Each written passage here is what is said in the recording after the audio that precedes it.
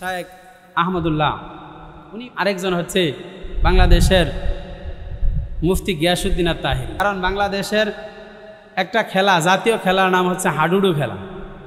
এত খেলা থাকতে জাতীয় খেলার নাম হাডুডু খেলা মানে হচ্ছে একজন সামনের দিকে আগাইবে, তার পিছন থেকে কয়েকজন তাকে সামনের দিকে আগানো থেকে বাধা দিবে। বাংলাদেশের সিস্টেম এটাই। আপনি দিনের কাজ অনেক করছেন, সব ঠিক আছে, একটু ভুল করবেন, সবাই আপনাকে ধরে নামানোর চেষ্টা করবেন। আলহামদুলিল্লাহ, মহান আল্লাহ তাবারক ওয়া তাআলার দরবারে লাখো কোটি শুকর যে মহান রব্বুল আলামিন আমাদেরকে জুমা নামাজ পড়তে আসবার মতো তৌফিক দান করেছেন। এই জন্য আমরা প্রত্যেকে বলে আলহামদুলিল্লাহ। সম্মানিত মুসলিয়ান কেরাম, একটা বিষয় আমাদের সকলের জানা জরুরি। সে বিষয়টা হচ্ছে রাসূল সাল্লাল্লাহু আলাইহি ওয়াসাল্লাম কখন থেকে নবী হয়েছেন। এই সম্পর্কে দুইটা বর্ণনা পাওয়া যায়। একটা হচ্ছে আল্লাহ নবী সাল্লাল্লাহু আলাইহি ওয়াসাল্লাম হযরত আদম আলাইহিস সালামের সৃষ্টি থেকেই রাসূল নবী। আরেকটা বর্ণনা হচ্ছে আল্লাহ নবী সাল্লাল্লাহু আলাইহি ওয়াসাল্লাম 40 বছর বয়সে নবুয়তি পেয়েছে। দুটোটা বর্ণনাই সঠিক এবং দুটোটা বর্ণনাই সহিহ। এই সম্পর্কে আমরা অনেকগুলো হাদিস শুনবো ইনশাআল্লাহ।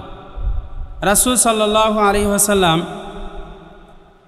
হযরত আদম আলাইহিস সালাম এর যখন রূহ এবং দেহের মাঝামাঝি ছিলেন, তখন আল্লাহ নবী সাল্লাল্লাহু আলাইহি ওয়াসাল্লাম নবী হয়েছে। এটা হচ্ছে হাকিকতের বিবেচনায়। আরেকটা হচ্ছে রাসূল সাল্লাল্লাহু আলাইহি ওয়াসাল্লাম 40 বছর বয়সে নবী হয়েছেন, নবী হিসেবে আবির্ভাব হয়েছেন। এটা হচ্ছে প্রকাশ্যের বিবেচনায়। তবে এই দুইটা বিবেচনাই সত্য। বর্তমান সময়ে এই বিষয়টা নিয়ে অনেক আলোচনা চলছে, অনেক সমালোচনা চলছে। এক ব্যক্তি আরেক ব্যক্তিকে কটাক্ষ করে কথা বলছে। বিষয়গুলো স্পষ্ট হওয়া প্রয়োজন। হযরত আবু হুরায়রা রাদিয়াল্লাহু তাআলা আনহু থেকে বর্ণিত তিরমিজি শরীফের 3609 নম্বর হাদিসের বর্ণনা। হযরত আবু হুরায়রা রাদিয়াল্লাহু তাআলা আনহু বলেন, রাসূল সাল্লাল্লাহু আলাইহি ওয়াসাল্লামকে প্রশ্ন করা হলো, ইয়া রাসূলুল্লাহ, মাতা ওয়াজাবাত লাকান নবুয়া, হে নবী, আপনি নবী হিসেবে কখন আবির্ভূত হয়েছেন? আল্লাহ নবী সাল্লাল্লাহু আলাইহি ওয়াসাল্লাম বলেন, ওয়া আদামু বাইনা রূহি ওয়াল জাসাদি, হযরত আদম আলাইহিস সালাম যখন রূহ এবং শরীর এবং রূহের মধ্যে ছিলেন, তখন আমি নবী হিসেবে আবির্ভূত হয়েছি। এটা হচ্ছে একটা বর্ণনা। তবে বাংলাদেশের মধ্যে সবচাইতে বেশি হাদিস, যার বর্ণিত হাদিসকে বেশি মানা হয়, নাসির উদ্দিন আলবানী। উনি যদি কোনো হাদিসকে সহি বলেন, সেটাকে বাংলাদেশের মধ্যে সহি বলে ধরা হয়। এই হাদিসকে নাসির উদ্দিন আলবানী উনি সহি বলেছেন যে এই হাদিস সহি, এই হাদিসের বর্ণনা সহি। আল্লাহ রাসূল সাল্লাল্লাহু আলাইহি ওয়াসাল্লামের এই ব্যাপারে যে হাদিসটা এসেছে, এটা নাসির উদ্দিন আলবানী সহ অনেক উলামায়ে কেরাম এটাকে সহি বলেছেন। তিরমিজির লেখক তিনিও বলেছেন এই হাদিসটা সহি। তাহলে একটা হাদিস, রাসূল সাল্লাল্লাহু আলাইহি ওয়াসাল্লাম হযরত আদম আলাইহিস সালামকে যখন মাটি এবং রূহের মধ্যে, শরীর রূহ এবং মাটির মধ্যে ছিল, তখন হযরত আদম আলাইহিস সালামের সেই সময় আল্লাহ নবী সাল্লাল্লাহু আলাইহি ওয়াসাল্লাম নবী হিসেবে ছিলেন। দ্বিতীয় বর্ণনা হচ্ছে আল্লাহ রাসূল সাল্লাল্লাহু আলাইহি ওয়াসাল্লাম 40 বছর বয়সে নবুয়তি পেয়েছেন। এটার দলিল হচ্ছে বুখারী শরীফের 2902 নম্বর হাদিসের বর্ণনা।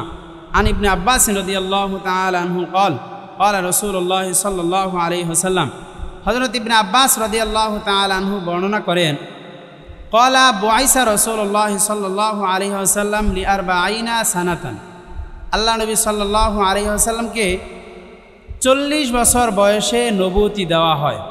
তারপরে তিনি বলেন, ফামাকাসা বিমাক্কাতা সালাসাতা আশরাতা, আল্লাহ নবী সাল্লাল্লাহু আলাইহি ওয়াসাল্লাম 13 বছর মক্কায় অতিক্রম করেন। ইউহা ইলাইয়া, তখন রাসূল সাল্লাল্লাহু আলাইহি ওয়াসাল্লামের কাছে এই 13 বছর ওহী আসে। সুম্মা উমিরা বিহিজরা, এবং রাসূল সাল্লাল্লাহু আলাইহি ওয়াসাল্লামকে আদেশ করা হয় হিজরতের জন্য। ফাহাজারা 10 সিনিন, হিজরত করে রাসূল সাল্লাল্লাহু আলাইহি ওয়াসাল্লাম 10 বছর কাটান। তারপরে হযরত ইবনে আব্বাস রাদিয়াল্লাহু তাআলা আনহু বর্ণনা করেন, ওয়ামাতা ওয়াহুয়া ইবনু সালাসি ওয়া সিত্তিন, এবং 63 বছর বয়সে আল্লাহ নবী সাল্লাল্লাহু আলাইহি ওয়াসাল্লাম দুনিয়া থেকে বিদায় নিয়ে যান। তাহলে এই একটা হাদিস থেকে আমরা জানতে পারলাম রাসূল সাল্লাল্লাহু আলাইহি ওয়াসাল্লাম 40 বছর বয়সে নবুয়ত লাভ করেন। আরেকটা হাদিসের মধ্যে এসেছে, মুসলিম শরীফের 2277 নম্বর হাদিসের বর্ণনা, আন জাবিরিন রাদিয়াল্লাহু তাআলা আনহু قال قال رسول الله صلى الله عليه وسلم, হযরত জাবির ইবনে সামুরা রাদিয়াল্লাহু তাআলা আনহু বর্ণনা করেন, ইন্নী লা আরিফু জাসাদাম বিমাক্কাতা, আল্লাহ নবী সাল্লাল্লাহু আলাইহি ওয়াসাল্লাম বলেন, ইন্নী লা আরিফু হাজারাম বিমাক্কাতা, আমার সেই পাথরের কথা, মক্কার সেই পাথরকে আমি এখনও চিনি, যে পাথর আমাকে সালাম দিয়েছিল, কানা ইউসাল্লিমু আলা ক্বাবলা আইয়ুবাসা, যে পাথর আমি নবী হওয়ার পূর্বে আমাকে সালাম দিয়েছিল, ইন্নী লা আরিফুহুল আন, এখনও আমি সেই পাথরকে চিনি।